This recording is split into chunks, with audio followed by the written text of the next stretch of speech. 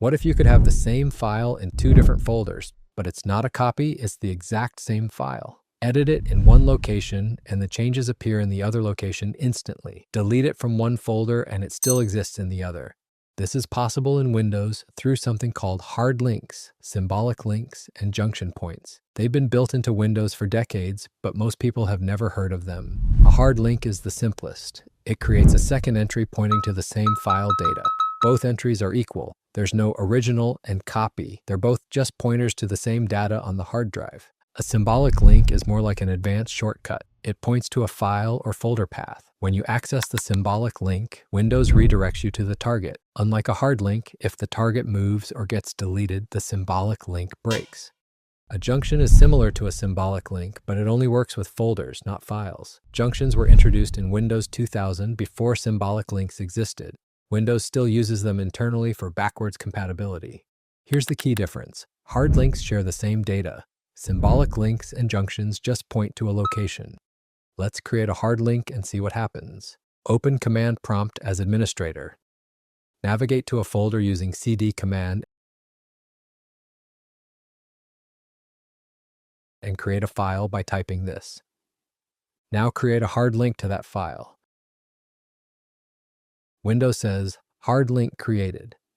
Now there are two files in the folder, original text file and hard link text file. But here's the thing, they're not two files. They're two names pointing to the same data. Open original text file and type something. Save it. Now open hard link. The changes are there instantly. That's because you didn't open a copy, you opened the exact same file data. Check the file sizes. Both show identical sizes. Everything is the same. Now delete original text file. Hard link still exists. It works perfectly because the data wasn't deleted. Only one of the pointers was removed. The actual file data only gets deleted when every hard link pointing to it is removed. Until then, the data stays on the drive. Symbolic links work differently. Create a new file and a symbolic link to it. Windows creates the symbolic link. It looks like a file, but check its properties. The size shows 0 bytes. That's because it's not storing any data. It's just a pointer to target text file. Open Symlink text file. Windows redirects to target file automatically. Programs can't tell the difference. Edit the file, and both the target and the symlink reflect the changes. But unlike a hard link, there's now a parent-child relationship. Symlink depends on target existing at that location. Delete target text file.